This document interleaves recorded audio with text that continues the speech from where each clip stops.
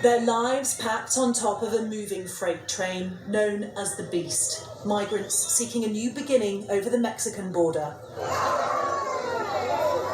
These mostly from Venezuela, men, women and children, families clambering aboard where they can outside the Mexican town of Arapuato. They're part of a new wave of thousands amid a surge in illegal migration to the US. Sleeping on top of cardboard boxes here, these people had been waiting days next to tracks for an opportunity. Your VA says, despite the risk we take, I would say we have no alternatives until we reach our destination. Mayala's here too, with her partner and 6 children. She says, my goal is to be able to get to the United States and enter legally with my family, to have the opportunity to work, for my children to study, learn languages and new things. Immigrants illegally coming to this country is going to lead into the mark of the beast for the American citizens. And I'll explain to you why. Just remember who built the wall, and I've always said this from the beginning, that wall was never to keep them out, it was to keep us in. In order to fix a crisis, you have to create a crisis. Trump said on his first day back, he's going to have the largest deportation in the history of America. Now that the illegal immigrants are all throughout the country, how are you going to be able to monitor and make sure that they're out? This is where they are going to implement a system that is going to watch Americans and watch the illegals. First, it will start off by marking all the illegals, but the sole purpose was always designed to mark the Americans. They would never be able to convince or force us to do that. But again, if you create a crisis and you use it against the illegals and the system is up and running, eventually it will be pushed on the American citizens. And it could start off being used with people with DUIs, sex offenders, etc. And from there, it will continue to grow in this country, and they will use it where they see fit. And eventually, it will be used throughout the United States. And that is exactly how they will force the mark on the American citizens and get away with it without question. How can a man lose an election that was rigged and come back and win an election? He lost his re-election. They had to sucker you in. He had to set up all his stuff prior, his to plant the seed in your head, and then they put an imbecile in the office that would make anybody look good. The whole United States is for Trump. He will win because it's rigged, and when he comes in, the change is not only in America, it's going to be throughout the world. It's going to bring about the New World Order, the Great Reset, the beast system. You mark my words, this technology, when he becomes president, will be used on the illegals. And then it will be used on the American citizens. The banner says Exodus from poverty. This column of humanity heading north from the countries of Central and South America and well beyond too. North to the United States because they think the opportunity, the hope is there. We are looking to improve ourselves, to have a better quality of life, because in our country the situation is getting worse and worse, and we are only looking for an opportunity. What we are looking for is to work. We are not criminals. We are not bad people. There is nothing new about all this. The number of people crossing illegally into America this past year has been staggering. 10,000 a day last week, and nearly 250,000 encountered by the US border officials in November. It has been a record-breaking year, and objectively, it seems clear that the US government has lost any... Oh yeah, why is that? Construction is booming everywhere. The industry can't keep up with the demands. The way the world is now, all of civilization is just burning down. People don't want to go outside. They want to fix up their homes. They want to turn them into fortresses. Yeah, people are moving out of the city, I guess. Funny how that's happening. It's the fourth turning. Big pardon? Historical events. They don't just happen. They're set into motion by great men, generational personae. And each one of these unleashes a turning that lasts about 20 years, more or less. And every 4 turnings is a seculum, which is about the length of a human life.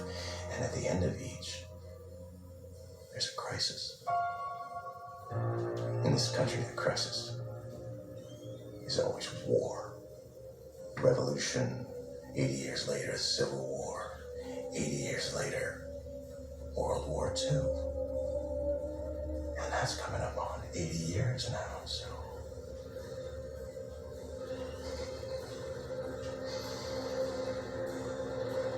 Something's about to happen. And thanks for joining us. We're going to get to that story in just a moment, but we do begin tonight with breaking news. That's right. The U.S. military has launched an air assault on dozens of sites in Iraq and Syria this evening. The sites are used by Iranian-backed militias and the Iranian Revolutionary Guard's Quds Force. Now, this is video posted to social media in Syria of one of those strikes. They say the strikes were done with manned and unmanned aircraft and hit more than 85 targets, including command and control headquarters, intelligence centers, rockets and missiles, and drone ammunition storage sites, along with other facilities. This is in retaliation for the drone strike that killed 3 U.S. troops in Jordan last weekend. All week, the Biden administration says the strikes would be a tiered response over time, so more strikes could be coming. We will have more on this as more information becomes available. You guys, we have some major breaking news coming in this afternoon. So apparently the U.S. has moved multiple B-1 nuclear-capable bombers from the U.S. to the U.K. last night. And now these B-1s are on their way to the Middle East, and they could be ready to deploy weapons against Iran and its proxies as soon as this evening, Eastern time. And this is being confirmed by U.S. defense officials. Apparently, they told Sky News Arabia that B-1 bombers left the Lakenheath Air Base in Britain on a mission towards the Middle East. Okay, so we are now going to be using the B-1 bombers in this campaign that the Biden administration has described as a weeks-long campaign that will involve multiple countries. They're going to be targeting multiple countries, okay? And these B-1 bombers are nuclear capable, all right? These bombers were built during the Cold War as a supersonic nuclear bomber to deliver nuclear weapons against the Soviet Union. But now they mostly use them for conventional bombing missions. However, they can easily accept nuclear weapons still. They're just not officially deployed as part of our nuclear arsenal anymore. Because of the START treaty that Obama signed with Putin, we denuclearized them, but they can still be upfitted for nukes at any time. But we are now moving multiple supersonic nuclear-capable bombers to the Middle East. We could see massive strikes this evening on Iran, on their nuclear facilities, on Iranian proxies in Iraq and Syria. I told you guys this was coming months ago when this whole thing started in the Middle East with Hamas attacking Israel and the war in Gaza. I told you guys that it was going to escalate, and we are now at that point, okay? So you don't move multiple B-1 bombers to the Middle East for no reason, okay? We also had amateur radio enthusiasts who were able to record one of these bombers coming over the Atlantic and talking to an air traffic controller. I'm going to play the recording for you in a second here. Let's be honest, it's a forward deployment. We have multiple NATO defense ministers telling their citizens to be prepared for a war with Russia very soon. We had leaked documents from the German military saying that they were expecting Russia to invade the Baltics this fall during a transition period between presidents in the US. So get prepared, guys, okay? Things are spiraling out of control around the world.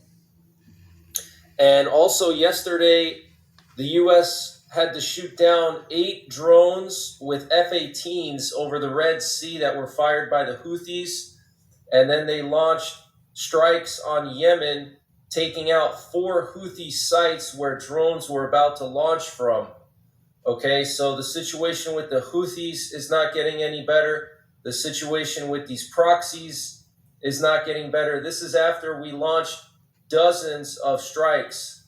They're still attacking our bases. They're still attacking our ships. Okay, there's no end in sight. Okay, so let me just read to you some more of the details of the strikes last night. So 85 targets were hit with 125 precision munitions. They targeted 7 areas. The strikes were primarily carried out by 2 U.S. B-1 strategic bombers that flew over the Atlantic from the U.S. and refueled mid-air over Europe.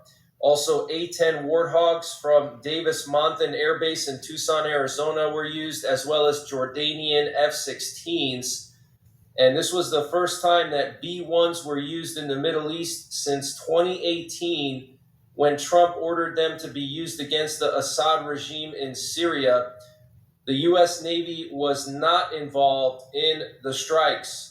Okay, and if you watched my update earlier yesterday afternoon, I put out an update where I played a clip of a B-1 bomber pilot radio traffic control, giving the coordinates and telling him that he's on an aerial refueling track. That was the B-1 that ended up next. Okay. This is why, I warn you guys about things. It's not to scare people. When I see things happening, I do it out of good faith. I'm trying to help you guys. I'm trying to warn you of what's coming. And apparently 18 members of Iranian proxies were killed in the U.S. airstrikes. Okay, so total count of 18 so far. Command and control, logistics nodes, intelligence hubs,